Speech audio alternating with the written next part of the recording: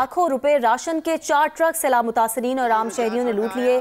भगदड़ से खवातीन समेत मुतादिद अफराद जख्मी भी हुए। हिंदुस्तान के रिजर्व्स कुछ पता नहीं 550 अरब है, 550 अरब डॉलर है। हमारे 3 अरब डॉलर से भी नीचे गिर गए। इंडिया में फ्री फूड ग्रेन स्कीम चल रही थी, लेकिन अब इंडियन गवर्नमेंट ने इस बजट में 2 लाख करोड़ रुपया एलोकेट करते हुए उसे एक्सटेंड की। लेकिन सवाल मेरा ये है कि 1947 में उन्हें मिला ही सब कुछ ऐसे था कि आप ये कह सकें, आप ये कहें कि भाई उनका तो ये उनके पास ये चीज़ें मौजूद हैं इसलिए हम उनसे कंपेयर नहीं। उन्हें भी तो जो हमें मिली थी चीज़ ऑलमोस्ट वैसे ही मिली थी। कैसे उन्होंने बेहतर किया? दूसरी साइड में 22 करोड़ की पॉपुलेशन है पाकिस्तान में, लेकिन यहाँ पर फ्री फूड तो दूर की बात, फूड क्राइसिस चल रहे हैं, पैसों का भी आटा नहीं मिल रहा। सर, हम पड़ोसी से आज़ाद इसलिए हुए थे, बड़े सगीर में जब हिंद था तो हम हिंद से अलग इसलिए हुए ताकि हम तरक्की कर सके। जब इस किस्म के हालात जो कि हमारी देखते होंगे, जो कि इंडिया के अंदर मुसलमान है, वो हमें ये सिचुएशन में देखकर क्या फील करते होंगे। दूसरी तरफ महंगाई ने अवाम की चीखें निकाल दी हैं। कपड़े बेचकर अवाम को आटा दिलाने वाले शहबाज शरीफ ने आटा तारीख की बुलंद तरीन सतह पर पहुंचा दिया। कितने बजे के यहाँ पे खड़े हुए हैं? सर 8 बजे के खड़े हैं, लेकिन आटा नहीं मिल रहा। इतने तंग हैं बच्चे, रोटी से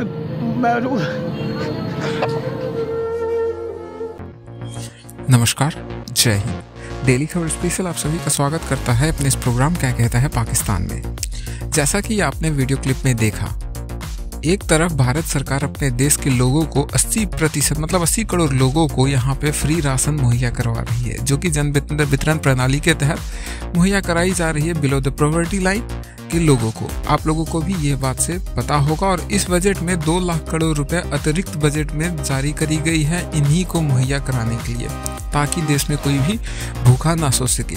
और ये स्कीम केवल दुनिया में भारत ही एक ऐसा देश है जहां पर ये चलता है और ऐसा लॉन्च हुआ है और चल रहा है पिछले बहुत दिनों से। आप लोगों को भी पता होगा।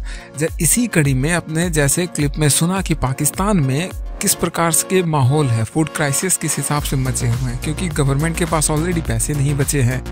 उनको कुछ खाने को सामान जो भी होता है वो इम्पोर्ट नहीं कर पा रहे हैं।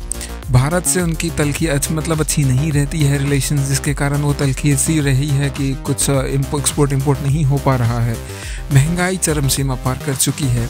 लास्ट क्लिप में जैसे आपने एक व्यक्ति को देखा, देख के तो दिल पसीजा होगा ही आप लोगों का भी, क्योंकि कोई भी नॉर्मल कॉमन मैन को आप देखेंगे अगर इस प्रकार के कहते हुए कि आटा नहीं मिल रहा है, बच्चे घर में भूखे हैं, तो आपका भी मन पसीजेगा। मगर पता नहीं पाकिस्तानी गवर्नमेंट और वहाँ के एस्टैब्लिशमेंट क्या फूक के बैठी है कि उनको समझ नहीं आती, कब तक टेररिज्म का साथ लेंगे, जिसके बाद उनका हालत ऐसा हो चुका है।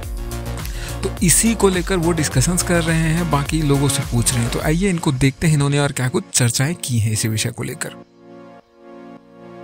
सर, हम पड़ोसी से आज़ाद इसलिए हुए थे, बड़े सगीर में जब हिंद था तो हम हिंद से अलग इसलिए हुए ताकि हम तरक्की कर सके। जब इस किस्म के हालात जो कि हमारी देखते होंगे, जो कि इंडिया के अंदर मुसलमान है, वो हमें ये सिचुएशन में देखकर क्या फील करते होंगे। नहीं, आप ये नहीं कह सकते कि हम लोग इसलिए कि हम तरक्की करेंगे। हम लोग एक नज़रिए के तहत जो है उनसे अलहदा हुए थे। जो भी हमारा नज़रिया था उसका मकसद तो यही था ना कि हम डेवलप हो सके, ज़्यादा हम अपने इस्लाम को ज़्यादा तरीके से फॉलो कर सके, इस्लाम की आज़ादी हो। क्या समझते हैं आपके वो सब चीज़ें हमने हासिल कर ली? बिल्कुल भी नहीं की। सर, पड़ोसी मुल्क ने अपना बजट का ऐलान किया जो कि $550 बिलियन का बजट। सर, उसके अंदर कश्मीर का भी बताऊंगा आपको, लेकिन उससे पहले अपने हालात के बारे में बताऊं। सर, IMF के सामने हमने $1.1 बिलियन लेने के लिए हर एक शराइत मानने के लिए तैयार है कि भाई गरीब को मार दो। अब हम गवर्नमेंट वो भी करने के लिए तैयार है।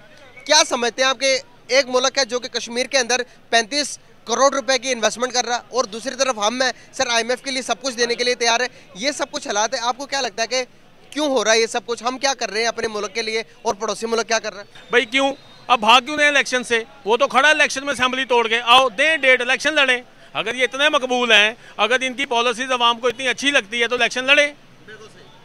सर, इसके बारे में क्या सोचते हैं आप कि एक मुल्क जिससे हम अलग हुए थे इसलिए कि हम अपनी इकोनॉमी को ग्रो करवा सकें, हम अपने इस्लामी जो हमारे तौर तरीके अपने मजहब के मुताबिक चल सकें, क्या हम आज़ाद हो गए हैं इंडिया से अलग होने के बाद? जो कि हालात आप देख रहे हैं कि आटा नहीं मिल रहा, गंदम नहीं मिल रहा, आपके बरक्स के सर पेट्रोल की कीमतें देखे कहाँ चली गई। क्या हम आज़ाद हो गए? इंडिया में फ्री फूड ग्रेन स्कीम चल रही थी, लेकिन अब इंडियन गवर्नमेंट ने इस बजट में 2 लाख करोड़ रुपया एलोकेट करते हुए उसे एक्सटेंड किया है 1 साल के लिए। पाकिस्तान की पब्लिक से बात करूंगा कि एक साइड पे 80 करोड़ लोगों को Indian government free food provide कर रही है पर मंथ 5 kg के राउंड अबाउट, और दूसरी साइड में 22 करोड़ की पॉपुलेशन है पाकिस्तान में, लेकिन यहाँ पर फ्री फूड तो दूर की बात, फूड क्राइसिस चल रहे हैं, पैसों का भी आटा नहीं मिल रहा। आखिर क्या वजह है? हम भी अपने आप को एग्रीकल्चर कंट्री कहते रहे हैं और अब भी यही कहते हैं कि पाकिस्तान एक एग्रीकल्चर कंट्री है, लेकिन हम यहाँ पर फूड क्यों नहीं प्रोवाइड कर रहे? इंडियन गवर्नमेंट ने एक स्कीम निकाली है, ऑलरेडी चल रही थी, अभी उन्होंने फिर अपने बजट में उसे